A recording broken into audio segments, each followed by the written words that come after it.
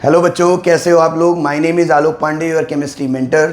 आज की वीडियो बच्चों बहुत इंपॉर्टेंट होने वाली है, क्योंकि आज की वीडियो में हम बहुत ही इंपॉर्टेंट चैप्टर पढ़ने वाले हैं। चैप्टर का नाम है chemical classification and periodicity of elements. ये चैप्टर कहीं ना कहीं आगे चल के आपको इनऑर्गेनिक केमिस्ट्री के न्यू चैप्टर्स जो आएंगे आगे, जैसे hydrogen, S block, P block part 1, P block part 2, D and A block coordination, उसमें आपकी हेल्प करेगा। अगर इस चैप्टर में आप सारे बेसिक्स ऑफ इनऑर्गेनिक को, पीरियोडिक ट्रेंड्स को, बिहेवियर ऑफ एलिमेंट्स को अगर समझ लेते हो तो आगे चल के आपको बहुत ही ज़्यादा फ़ायदा होने वाला है। तो दोबारा से मैं बोलना चाहूँगा कि बहुत ही ध्यान से मन लगा के पढ़ो, चीज़ों को समझो, कॉन्सेप्ट पे फोकस करो, तो आपके अच्छे नंबर लाने से आपको कोई नहीं रोक सकता। तो स्टार्ट करते हैं chapter number 3, class 11th। Chapter number 3, class 11th। Chapter का नाम क्या है? Classification of elements and periodicity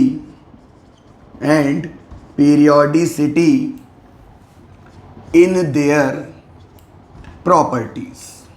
तो बहुत ही ध्यान से सुनना, हम कोशिश करेंगे आपको सिंपलेस्ट वे में इस टॉपिक को क्लियर कराएं। तो बच्चों, सबसे पहले जब भी हम कोई चैप्टर शुरू करते हैं तो हमें उसके नाम के अंदर छुपे हुए कॉन्सेप्ट को समझना चाहिए कि आखिर ये चैप्टर का नाम ऐसा क्यों पड़ा। अब आप देखिए, चैप्टर में 3 मेजर वर्ड्स हैं। पहला वर्ड एलिमेंट, दूसरा वर्ड पीरियोडिसिटी, और तीसरा हम उनका क्या करने वाले हैं? क्लासिफिकेशन। तो पहला सवाल हमारे माइंड में आना क्या चाहिए? Define element. अब आप में से कितने लोग जानते हैं एलिमेंट क्या होता है? सोचो, दिमाग लगाओ, एलिमेंट के कुछ एग्जाम्पल सोचो। आयरन, कॉपर, जिंक, एल्युमिनियम, निकल, कैडमियम, O2, N2, ये सारे क्या हैं? एलिमेंट। लेकिन अगर मैं बोलूँ CO2, H2O, अमोनिया, NH3, तो ये एलिमेंट नहीं है। तो इसका मतलब एलिमेंट होता क्या है? एलिमेंट मैटर का वो पार्ट होता है जिसमें एटम एक हो, 2 हो या कितने भी हों, लेकिन होने एक जैसे चाहिए। तो यहां से मैं क्या बोलूंगा? Element is part of matter. Element is part of matter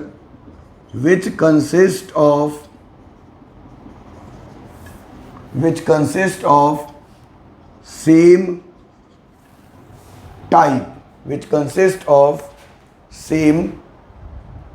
type of atoms. It is of 3 types. Element को हम 3 टाइप में डिवाइड करते हैं। ए पार्ट आता है मेटल, बी पार्ट आता है बच्चों नॉन मेटल, और यहीं पर सी पार्ट इसका क्या आता है? Metalloids. Metal good conductor, malleable, ductile होते हैं। Non metal bad conductor, brittle, ठीक है। नॉन मैलिएबल, नॉन डक्टाइल ऐसे बोल सकते हो, ठीक है। मेटल्स के example iron, copper, zinc, aluminium, gold, silver लिख सकते हो। नॉन मेटल के example would, diamond, O2, N2 लिख सकते हो। मेटलॉइड क्या होते हैं? जो बिहेव करते हैं as non metal at low temperature and metal at high temperature. मतलब सिंपल लैंग्वेज में आप ये समझ रहे होंगे कि अगर हम टेम्परेचर को कम रखेंगे तो इनमें कंडक्टिविटी क्या होगी? कम होगी, या बैड कंडक्टर होंगे। जैसे जैसे ये हीटअप होते हैं, इनके अंदर इलेक्ट्रॉन का फ्लो बढ़ जाता है और ये गुड कंडक्टर में कन्वर्ट हो जाते हैं। ठीक है। एग्जाम्पल, ये पी ब्लॉक अगर आप अभी बनाएंगे पीरियोडिक टेबल तो उसमें डायगोनल एलिमेंट होते हैं, आपने बेसिक पहले सुना भी होगा। तो सिलिकॉन, जर्मेनियम, आर्सेनिक, ETC। ठीक है बेटा, तो मैं साइड हो रहा हूँ, फटाफट इसका एक स्क्रीनशॉट लें और आगे बढ़ते हैं। तो बच्चों अभी हमने क्या देखा कि एलिमेंट क्या होता है। 3 टाइप हमने समझे, मेटल, नॉन मेटल और मेटलॉइड। अब हमें आगे समझना है कि पीरियोडिसिटी क्या होती है। अगर मैं क्या करूं, एक सिस्टम बताता हूं कि जैसे मान लीजिए मुझे टेस्ट लेना है बच्चों का, मैंने क्या किया, 4 गर्ल्स के बाद एक बॉय को बैठा दिया, या मान लीजिए 11th क्लास के एक बच्चे के साथ 12th वाले को, 12th वाले के साथ एक नीट वाले को, ऐसे 3-3 का सेटअप बना दिया। तो इससे क्या हुआ, मैंने एक रेगुलर पैटर्न में उनको लगा दिया, या 4 गर्ल्स एक बॉय, या स्कूल में आप हाइट के अकॉर्डिंग प्रेयर में खड़े होते हैं, कोई असेंबली होती है। तो पॉइंट क्या है कि थोड़े थोड़े इंटरवल के बाद चीज़ें जब रिपीट होती हैं, जैसे मैं एग्जांपल भी देता हूँ, जैसे मैं कह दूँ लिथियम, सोडियम, पोटेशियम। लिथियम का एटॉमिक नंबर 3, इसका 11 और इसका 19। अगर आप इसमें डिफरेंस निकालेंगे तो कितने का डिफरेंस आएगा, 8 और 8 का। तो हर 8वें एलिमेंट, 8 के डिफरेंस के बाद अगला एलिमेंट आ रहा है, और इनमें तीनों में आपस में क्या है, एक तो 8 का डिफरेंस है, तीनों मेटल हैं, तीनों में वैलेंसी 1 है, तीनों ही कैटायन है, तीनों ही कलर देते हैं। तो इस तरह से क्या देखा गया कि कुछ कुछ इंटरवल के बाद एलिमेंट्स की प्रॉपर्टी में क्या आ रहा है, रिपीटिशन आ रहा है। तो इसी को नाम दिया गया पीरियोडिसिटी। तो अगर मैं आपसे बोलूं कि बताइए, डिफाइन करिए कि पीरियोडिसिटी है क्या, डिफाइन पीरियोडिसिटी, तो जवाब दोगे आप, it is defined as repetition in properties of, repetition in properties of elements after regular interval of time. For example, lithium, sodium, potassium, 3, 11, 19, कितने कितने का डिफरेंस है, +8 और +8 का। बोलो क्लियर है। तो क्या हुआ था कि अगला क्वेश्चन हमारे दिमाग में आना चाहिए, what is the need of classification of elements. Elements को क्लासिफाई करने की क्या जरूरत पड़ गई। दोबारा सुनिए, एलिमेंट्स को क्लासिफाई करने की क्या जरूरत पड़ गई। तो हम बोलेंगे, since so many elements were discovered and they were having so many variable physical and chemical properties. Therefore, scientists tried to arrange them according to their periodicity, according to their periodicity on basis on नहीं ऐसे लिखो, for ease of study and analysis। बात समझ में आ रही है? दोबारा सुन लीजिए, what is the need of classification of element। तो क्या बोला गया, since so many elements were discovered and they were having so many variable physical and chemical properties, therefore scientists tried to arrange them according to their periodicity। periodicity मतलब repetition in properties after regular interval of time।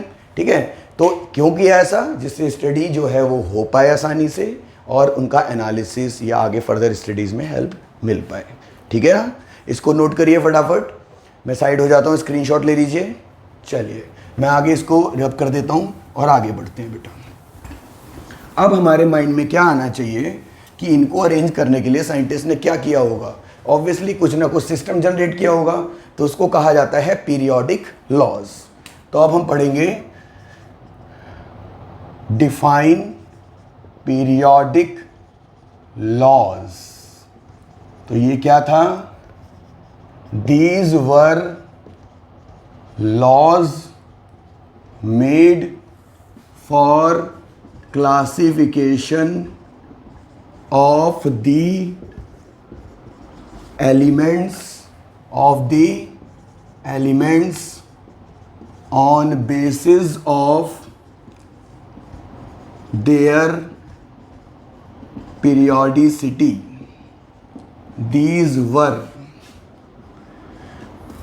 सबसे पहला law आया डोबे-रीनर law of triads, फिर आया Newland law of octaves, फिर आया Lothar Meyer periodic curve law, इसके बाद आया मेंडलीव्स पीरियोडिक लॉ, और सबसे लास्ट में आया Henry Moseley modern periodic law. Is this clear? चलिए एक बारी मैं फिर साइड हो रहा हूँ, इसको एक बारी नोट कर लीजिए। अब मैं इसको मिटा रहा हूँ और एक एक करके हम लॉस पढ़ने वाले हैं, ठीक है? चलिए अब आगे देखते हैं। आगे में बच्चों सबसे पहले लॉ की बात करेंगे, फर्स्ट लॉ, जिसका नाम क्या था? डोबे-रीनर लॉ ऑफ ट्रायड्स, जो कि 1815 से 1829 के बीच में पूरी तरह डेवलप हुआ। अगर आपसे कोई पूछे कि पर्टिकुलर एक ही साल बताओ, तो 1829 में ये फाइनलाइज हुआ था, ठीक है? अब ये क्या था? According to him, inverted comma, when we arrange elements in groups of 3, then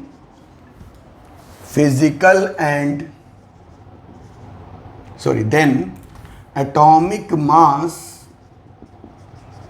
of central atom is mean or average of other two elements.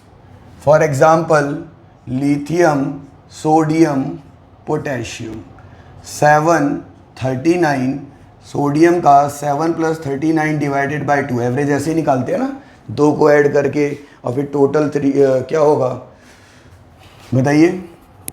46/2, तो कितना आ जाएगा बेटा? 23। समझ में आया? तो देख लो अब। इसके बाद उसने बोला क्लोरीन, ब्रोमीन और आयोडीन, क्लोरीन का 35.5, ब्रोमीन का 80 और इसका 127, ठीक है? तो 80 बेसिकली 35.5 + 127 डिवाइडेड बाई 2 करोगे, एग्जैक्टली तो नहीं आएगा बट ऑलमोस्ट आ गया था। इसके बाद उसने उठाया कैल्शियम, स्ट्रोंशियम और बेरियम। कैल्शियम का कितना है? 40, स्ट्रोंशियम का 88 और बेरियम का क्या था? 137। काफ़ी खुश हुआ वो कि यार मैंने तो एलिमेंट्स को अरेंज कर दिया, बट कितने एलिमेंट्स को अरेंज किया है? टोटल कितने हैं? 9, और ट्राइड्स कितने बनाए? 3। तो ड्रॉबैक का क्या था? ड्रॉबैक में सीधे लिखेंगे ही failed as he made only few triads। बोलो क्लियर है? चलिए दूसरा, जब ये फेल हो गया तो कौन आया? न्यूलैंड, और न्यूलैंड के लॉ को कहते हैं न्यूलैंड लॉ ऑफ ऑक्टेव्स। तो मिस्टर न्यूलैंड ने अपने एक्सपेरिमेंट को 1862 में अंजाम दिया था। उसके फेल होने के बाद इन 1862 इसने एक तरीके से सुर को लगाया, जैसे सा रे गा मा पा धा नी सा। तो जो 8वां सुर है वो सा दोबारा हो, देखो सा रे गा मा पा धा नी, फिर सा आ गया। तो जैसे 8वां सुर रिपीट होता है, तो उसने बोला हर 8वां एलिमेंट भी इसी तरह से राइमिंग में रिपीट होता है प्रॉपर्टीज में। तो according to him when we arrange elements according to their increasing atomic mass except hydrogen, क्योंकि इसकी प्रॉपर्टीज मिसलेनियस होती हैं, then physical and chemical properties of every 8th element is similar to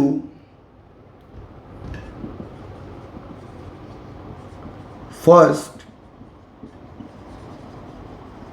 element. हर 8वें element की property पहले element से क्या करेगी, मैच करेगी। मैं साइड हो रहा हूं, इसका स्क्रीनशॉट लो फटाफट, या ऐसे नोट डाउन करो पॉज करके फटाफट। ओके बेटा, ओके। अब हम थोड़ा सा ये स्पेस यूज करेंगे क्योंकि नीचे वाले लॉ को अभी समझाना भी है।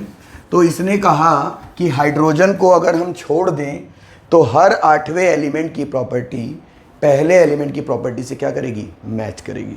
तो देखते हैं, सबसे पहले अगर हम मास के अकॉर्डिंग लगाएं भी तो हाइड्रोजन जो हमें छोड़ देना है, हीलियम, उस टाइम नोबल गैस डिस्कवरी नहीं हुई थी, तो पहला एलिमेंट कौन हुआ, लिथियम। फिर कौन हुआ, beryllium, boron, carbon, nitrogen, oxygen, fluorine. फिर नियॉन डिस्कवरी नहीं हुआ था। फिर कौन आ गया, sodium, magnesium, aluminium, silicon, phosphorus, sulphur, chlorine. तो अगर मैं इसको फर्स्ट एलिमेंट मानूं तो ये मेरे लिए देखो first, second, third, fourth, fifth, six, seventh और 8th एलिमेंट हो गया। तो इसकी इससे मैच हो गई। इसके बाद 1, इसको अगर मैं 1 मानूं, फर्स्ट मानूं, तो second, third, fourth, fifth, six, seventh, 8th ये हो गया। तो आप समझ गए होंगे इस तरह से प्रॉपर्टीज़ में उसने क्या बोला कि सिमिलैरिटीज़ होती हैं, और काफ़ी सही इसने बोला। बट ये फेल हो गया। सर ये भी फेल हो गया? हाँ जी बच्चों, इसके ड्रॉबैक का सबसे बड़ा रीज़न क्या था, ही फेल्ड। पहला तो यही था, after discovery of noble gases. Discovery of कौन सी गैसेस बच्चों, नोबल गैसेस। दूसरा ये फेल क्यों हो गया, he failed because his law was valid up to calcium only. तो कैल्शियम के बाद के एलिमेंट में जब सिमिलैरिटीज़ देखी गई तो उसमें कुछ खास सिमिलैरिटी नहीं मिल पाई। ठीक है, तो इसको एक बारी नोट डाउन कर लीजिए, मैं साइड हो रहा हूँ जल्दी से। तो अब हम आगे बढ़ते हैं बेटा, मिटाने वाला हूँ मैं पूरा बोर्ड ही, इसलिए जल्दी से नोट कर लिए। ठीक है, डन, ओके। तो अब हम आगे बात करते हैं। अब जब न्यूलैंड फेल हो गया तो एक बहुत ही अच्छा साइंटिस्ट आया जिसको लोग कम जानते हैं, but yes he was a very good scientist, और 1869 में वो लॉन्च हुआ। ठीक है, 1869 में उसने ऐसा क्या किया, चलो देखते हैं। तो अब आते हैं थर्ड पे, जिसका नाम है Lothar Meyer periodic curve. Year क्या बोला मैंने, 1869। तो इसमें क्या बोला, ही ड्रॉ ए ग्राफ, ड्रॉ बोलो ड्रू बोलो एक ही बात है, draw a graph between atomic volume and atomic mass. तो उसने एक कर्व या ग्राफ बनाया एटमिक वॉल्यूम में और एटमिक मास में, and observed that highest volume is of alkali metals, so they were at maxima। बोलो ठीक है। फिर lowest volume is of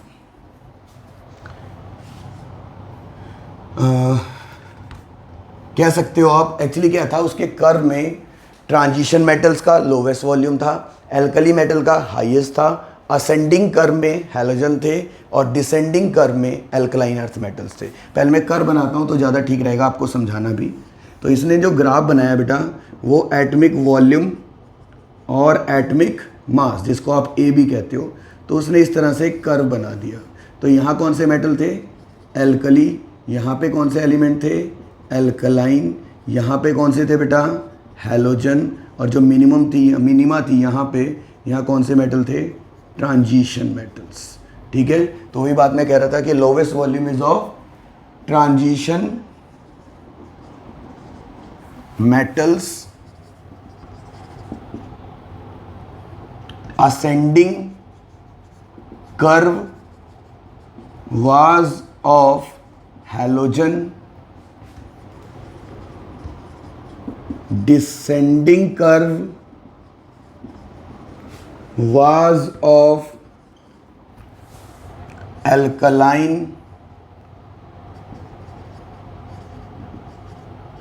earth metals। ठीक है बेटा, ये सारी बातें हो गई।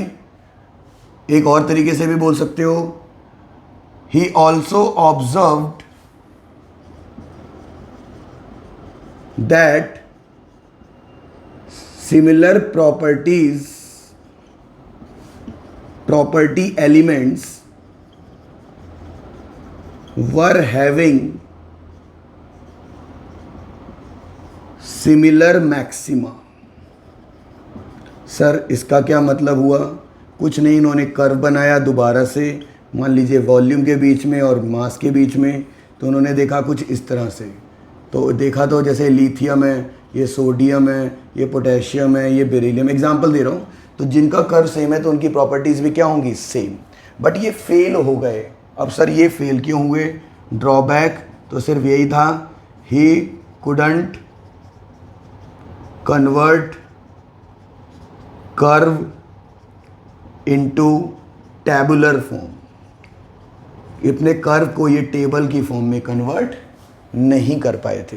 तो मैं साइड हो रहा हूँ, इसको फटाफट नोट करिए, तभी हम आगे बढ़ पाएंगे बेटा।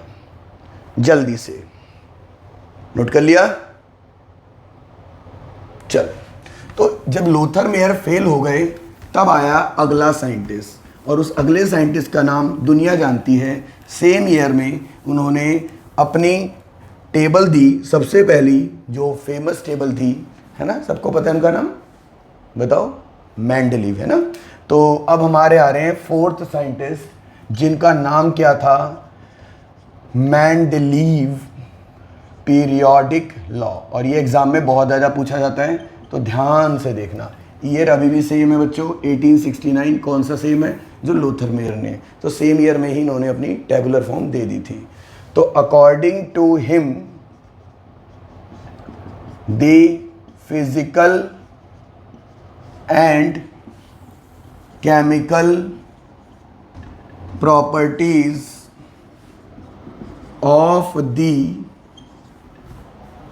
Elements are periodic functions of their atomic masses. He gave 7 groups। Groups का मतलब उनकी नज़रों में क्या था? Vertical columns, 9 periods, 9 groups, 7 periods. Periods क्या होते हैं बच्चों? Horizontal, rows and 4 blocks, S block, P block, D block और एफ ब्लॉक। ठीक है, ये इन्होंने दिया था, ठीक है। बट ये फेल हो गए थे। इसका ड्रॉबैक क्या था कि आखिर मेंडलीव क्यों फेल हुआ? तो पहला, position of hydrogen not fixed, no space for isotopes, और सबसे main point, periodic arrangement according to atomic mass was not correct. Mass के अकॉर्डिंग जो है अरेंजमेंट सही नहीं है। जैसे phosphorus, sulphur, chlorine, argon, potassium, calcium, अगर हम इसका एटॉमिक मास देखें तो 31, 32, 35.5, 40, 39, 40। लेकिन जब हम एटॉमिक नंबर देखेंगे तो 15, 16, 17, 18, 19 और 20। तो आप देख सकते हो कि जो एटॉमिक नंबर सीक्वेंस है, थोड़ा सा ये दिख कम रहा होगा, काम चल जाएगा। चलो, तो जो एटॉमिक नंबर सीक्वेंस है, मैं थोड़ा सा कोशिश करता हूँ इसको और क्लियर कर दूँ। ये लिखा था बेटा एटॉमिक नंबर 15, 16 और 17। आई थिंक अब सबको क्लियर होगा। एटॉमिक नंबर सीक्वेंस सही निकल रही थी और एटॉमिक मास गड़बड़। इसका मतलब मास की सीक्वेंस में गड़बड़ है, और मेंडलीव इसको खुद जान भी गए थे। अब मेंडलीव ने कोशिश की कि मैं इसको ठीक करूं, लेकिन वो कर नहीं पाए। इवन 1913 तक कोई भी साइंटिस्ट नहीं कर पाया, और उस टाइम तक 44 न्यू एलिमेंट्स की डिस्कवरी भी हो गई। सब परेशान थे कि कैसे होगा मास के अकॉर्डिंग अरेंजमेंट। फिर आया एक साइंटिस्ट, नाम आप जानते हैं, हेनरी मोजले। 26 साल की उम्र में वो साइंटिस्ट एक कसिनो में जॉब करता था, जूनियर साइंटिस्ट भी था। उसने ताश के पत्ते पे अपनी पीरियोडिक टेबल बनाई। फिर 28 साल की एज में वो एक्सपायर हो गया, बट वो अपने ताश के पत्ते पे जो पीरियोडिक टेबल बना के गया था उसको पूरी तरह कन्वर्ट नहीं कर पाया, और कई सालों बाद जा करके वो proper modern periodic table market में आई। ठीक है, तो चलिए इसको पहले आप नोट करो, फिर मैं लिखवाता हूँ, साइड हो जाता हूँ। जल्दी नोट करना बेटा। 3, 2, 1। तो आगे बात करते हैं। आगे की कहानी कुछ इस तरह से है, जो मैंने आपको बोला, ईयर का नाम मैंने अभी बोला 1913। तो 5th नंबर जो आता है वो क्या है? मॉडर्न पीरियोडिक लॉ, जो किसने दिया बच्चों? बाय हेनरी मोजले। इसी का नाम चलता है इन 1913। अकॉर्डिंग टू हिम, सीधे पेपर में ये लिखना है आपको, the physical and chemical properties of the elements are periodic functions of their atomic numbers. ठीक है, he gave 18 groups, 7 periods and 4 blocks. तो काफ़ी अच्छी पीरियड टेबल इसने बनाई थी, और वो आज तक फेमस भी है, और नए एलिमेंट्स उसमें ऐड ऑन भी हो रहे हैं। चलिए इसको नोट डाउन कर लीजिए, फिर हम आगे बढ़ते हैं। मैं साइड हो रहा हूँ। 3, 2, 1। तो बच्चे, जब ये पीरियडिक टेबल मार्केट में आ गई, अब मैं इसको एक बारी ड्रॉ भी करवाऊंगा कि मेन चीज़ आपको लर्न हो जाए। उससे पहले मैं चाहता हूँ कि आपको नॉमेनक्लेचर आ जाए। क्या है नॉमेनक्लेचर? वो nomenclature of the elements with atomic number greater than 100। तो 100 से ऊपर जो एलिमेंट डिस्कवर हुए उनका नाम नहीं रखा गया, उसके लिए कॉमन सिस्टम डेवलप हुआ था। वो क्या था? 0 को बोला गया नील, 1 को बोला गया अन, 2 को बोला गया बाई, 3 को बोला गया ट्राई, 4 को बोला गया क्वाड, 5 को बोला गया पेंट, 6 को बोला गया हेक्स, 7 को बोला गया हेप्ट, 8 को बोला गया ऑक्ट, और 9 को बोला गया एन, ENN। अब जैसे आपको 104 का नाम लिखना है, तो आपको इसको लिखना था 1 क्या है? अन, 0 क्या है? नील, और 4 क्या है, क्वाड, और लास्ट में क्या लगा देना है, ईएम। ठीक है, तो पेपर में सिंबल भी पूछा जाता है, तो आपको सिंबल, आप पीरियड टेबल भी देखेंगे तो UNQ आपको सिंबल दिखाई भी दे जाएगा। अगर मैं बोलूँ 113 तो आप बोलेंगे अन ट्राई ईएम, तो UUT। आपसे बोले 119 या 129 तो अन बाई एन ईएम, तो UBE। आई थिंक आपको समझ में आ रहा होगा। तो इस तरह से आपके सिंबल्स होते चले जाएंगे। अगर मैं 147 बोलूँ तो अन क्वाड सेप्ट ईएम, तो बहुत ही इजी है, UQS। बोलो क्लियर है बेटा? चलो इसको नोट डाउन कर लो फटाफट, फिर हम आगे चलते हैं। तो बच्चों ये कुछ फैक्ट्स मैं आपको बताना चाहता हूं जो उन लॉज के बाद डेवलप हुए और आपको पता होने चाहिए। चलिए देखते हैं एक एक करके। सबसे पहले कि टोटल जो अभी तक एलिमेंट्स हैं वो 118 हैं, जिसमें 90 जो है वो नेचर में पाए जाते हैं। इसके अलावा जो मेंडलीव टेबल जब बनी थी तब एलिमेंट कितने डिस्कवर हुए थे, नंबर याद कर लो, 63। मॉडर्न लॉ के टाइम 107। एलिमेंट्स यूरेनियम के बाद जो है वो सारे मैन मेड है, मतलब वो नेचर में पाए नहीं जाते। Atomic number 84। पोलोनियम के बाद के एलिमेंट रेडियो एक्टिव एलिमेंट होते हैं। सबसे शॉर्टेस्ट पीरियड फर्स्ट है, सेकंड थर्ड पीरियड में 8 element, 4th 5th 6th period, 7th period में 18 एलिमेंट। 7th पीरियड में एक्टिनॉइड इंक्लूड है, लेकिन 7th पीरियड अभी तक कंप्लीट नहीं हो पाया, इसलिए वो इनकम्प्लीट है। 6th पीरियड पूरा कंप्लीट हो चुका है, तो उसमें आपको पता होगा लेंथेनॉइड्स 14 प्लस वो 18, तो 18 प्लस 14 कितने हो गए, 32। तो लॉन्गेस्ट पीरियड कौन सा हुआ, 6th पीरियड। ब्रिज एलिमेंट कौन से पीरियड को कहते हैं, 13 पीरियड है, थर्ड पीरियड एलिमेंट्स को, सॉरी। ठीक है, तो ये वाले फैक्ट्स एक बारी मैं साइड हो रहा हूँ, नोट कर लीजिए और फिर हम आगे बढ़ते हैं जल्दी से। 3, 2, 1। तो बच्चों आगे देखते हैं। ये आपके सामने मैंने काम भर की जितनी ज़रूरत है उतनी मॉडर्न पीरियड टेबल बना दी है। क्या है मॉडर्न पीरियड टेबल? हेनरी मोजले ने 1913 में एलिमेंट्स को उनके एटॉमिक नंबर के अकॉर्डिंग लगाया और उनकी प्रॉपर्टीज़ में काफ़ी सिमिलैरिटीज़ और पीरियोडिक ऑर्डर बिल्कुल स्टेबल हो गया। इसी अरेंजमेंट को मॉडर्न पीरियडिक टेबल कहते हैं। मॉडर्न पीरियडिक टेबल में 4 ब्लॉक्स हैं, S block, P block, D block और F block. Modern periodic table का जो सबसे पहला एलिमेंट है उसका नाम हाइड्रोजन है। हाइड्रोजन का ग्रुप और पीरियड दोनों ही कितना है, 1। तो इसको तो हम यूनिक रखते हैं। कई बार पीरियडिक टेबल में आपको हाइड्रोजन यहाँ पे भी दिखाई देगा, क्योंकि उसकी कुछ प्रॉपर्टी एल्कली मेटल से और कुछ प्रॉपर्टीज़ किससे मैच करती हैं, हैलोजन से। ठीक है, तो मेन यहाँ से शुरू होता है S ब्लॉक। ग्रुप नंबर 1 और 2 को मिला करके हम क्या बोलते हैं, S ब्लॉक, जिसमें फर्स्ट ग्रुप को आप एल्कली मेटल के नाम से जानते हो, एल्कली, और इसको कहते हो एल्कलाइन। एल्कली और एल्कलाइन, एल्कली मेटल्स और एल्कलाइन अर्थ मेटल्स।